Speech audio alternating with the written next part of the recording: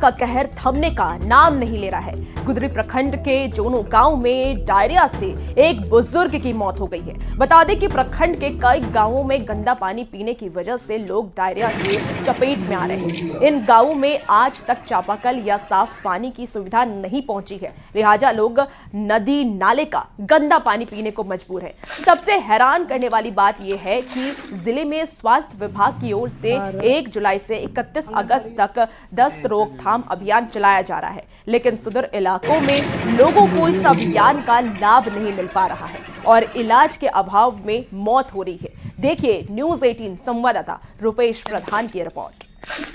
Waterborne board disease उस तरह का बीमारी का फैलाव, ये उस तरह का चीज से अगर किसी की मृत्यु होगी तो उसकी संभावना हो सकती है। तो उसकी जांच के लिए मैं अपने टीम के साथ, चिकित्सा दल के साथ मैं आज गुलीकरा पंचायत के मैं जोनो गांव में जा रहा हूं और मैं देखता हूं कि वहां किस तरह की स्वास्थ्य संबंधी समस्याएं हैं।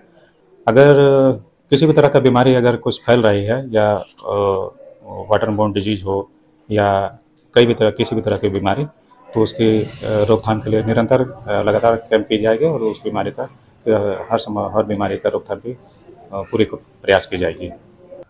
पश्चिमी सिंहभूम जिला के सुदूर क्षेत्र में स्थित गुदड़ी प्रखंड के जोनो गांव में एक वृद्ध की मौत की सूचना मिली है और जैसे बताया जा रहा है कि वो कई दिनों से दस्त से पीड़ित था और पर्याप्त इलाज नहीं मिल पाने के कारण उसकी मौत हो गई है। और पहले जो सूचना मिली है कि 2-4 दिन पहले भी वहाँ 2-3 लोग दस्त की शिकायत लोगों को थी, बीमार थे, वो हालांकि अभी ठीक हो गए हैं। और इस गांव के बारे में मैं बता दूं कि यहाँ चापाकल कई टोलों में नहीं होने के कारण लोग नदी नाला का पानी पीते हैं और वर्ष 2019 में भी इस गांव में डायरिया की समस्या हुई थी, जिसमें 2 लोगों की मौत भी हो गई थी और दर्जनों लोग डायरिया के आक्रांत में आ गए थे। तो अभी जैसे प्रभारी चिकित्सा पदाधिकारी के द्वारा यहाँ बताया गया कि वहाँ उनके द्वारा विजिट किया जा रहा है। आज मेडिकल टीम के साथ वो वहाँ पहुँच रहे हैं इस घटना के बाद, और वहाँ क्या बाकी लोगों की स्थिति है और कोई लोग बीमार हैं नहीं है, इसका जांच किया जाएगा और वहां पर कैंप भी किया जाएगा। रुपेश प्रधान, न्यूज़ 18 चाईबासा।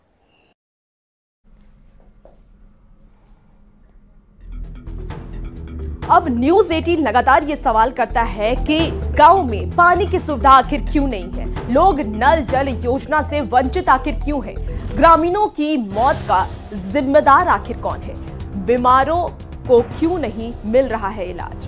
तो ये तमाम सवाल न्यूज़ 18 लगातार पूछ रहा है।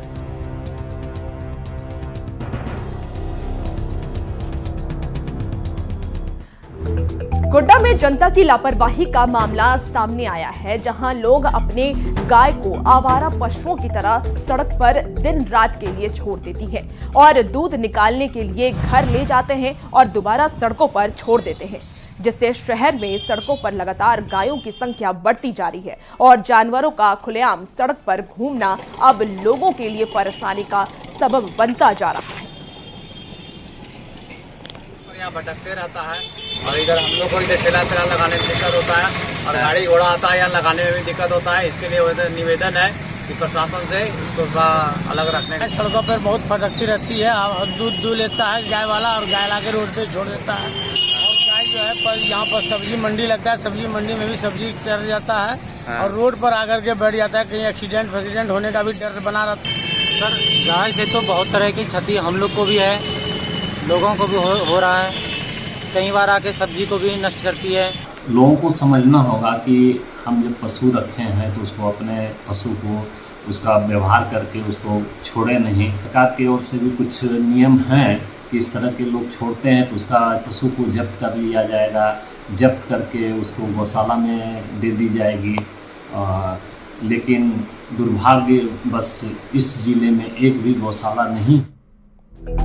खबरों में आगे बढ़ेंगे। खबर अब रांची से है। राज्य की लचर ट्रैफिक व्यवस्था को लेकर के, सुगम बनाने को लेकर के कई बड़े फैसले किए जा रहे हैं। इसे लेकर 600 होमगार्ड जवानों और जैप के जवानों की भी मदद ली जा रही है। खासतौर पर जवानों को तमाम नियमों और कंट्रोल रूम में जुड़ने जैसे कई बातों को लेकर के प्रशिक्षण भी दिया जा रहा है। और इस दौरान डीआईजी अनूप ने हरमू बाईपास रोड का निरीक्षण किया और ट्रैफिक की जानकारी ली।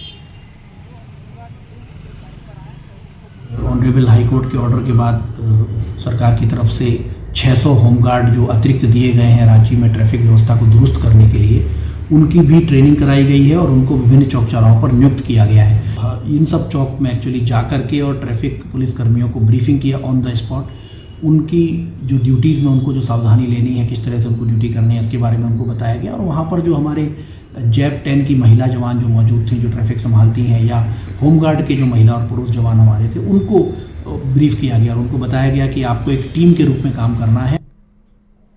देवघर में श्रावणी मेले की तैयारी जोरों शोरों से चल रही है। श्रद्धालुओं की सुविधा को लेकर के बाबा बैद्यनाथ मंदिर प्रांगण में लगे सभी काउंटर और दुकानों को हटाने का निर्देश दिया गया है। मंदिर प्रांगण से अधिक जानकारी दे रहे हैं न्यूज़ 18 के संवाददाता मनीष दुबे।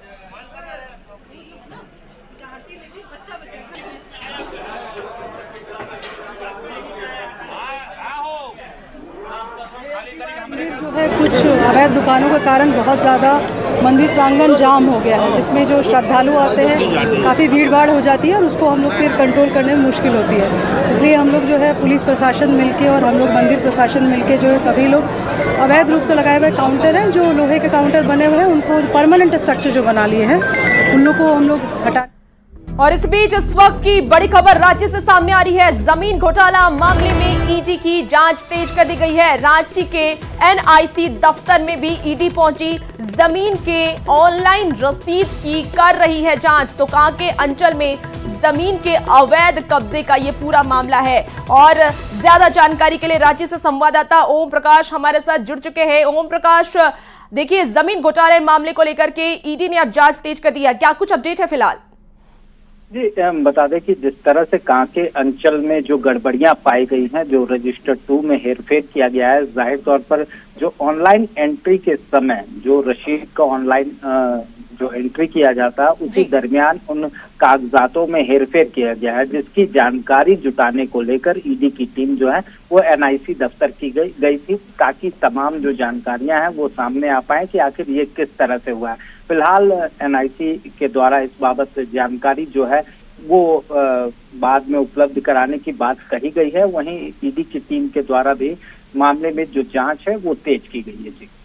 जी देखिए, ऑनलाइन रसीद की बात की जा रही है, ऑनलाइन रसीद के जरिए ये जांच की जाएगी। तो क्या फिलहाल कोई जानकारी मिली है कि किन किन जरिए ये जांच की जाएगी? ऑनलाइन क्या कोई ऐप के जरिए की जाएगी या और कोई जरिया है? जी, बता दें कि जो ऑनलाइन रसीद होते हैं उसकी एंट्री जो होती है वो सॉफ्टवेयर के माध्यम से होती है, और उसी दरमियान जिस तरह से मैनुअल एंट्री की जो डिजिटलाइजेशन किया जाता है, उसी दरमियान कंप्यूटर ऑपरेटर, जो कि पूर्व में भी कई बार इस तरह की चीजें जो हैं वो सामने आ चुकी हैं, तो ऐसे में ईडी की जांच का जो दायरा है वो कंप्यूटर ऑपरेटर और खासतौर से एनआईसी डिपार्टमेंट की तरफ भी जा रहा है कि किस तरह से ये पूरा खेल चल रहा था, क्या इसके पीछे किस तरह का नेक्सस काम कर रहा था। इन तमाम चीजों की जानकारी जुटाने को लेकर ईडी हर जगह पहुंच रही है। ठीक है ओम प्रकाश, बहुत शुक्रिया तमाम जानकारी के लिए। और फिलहाल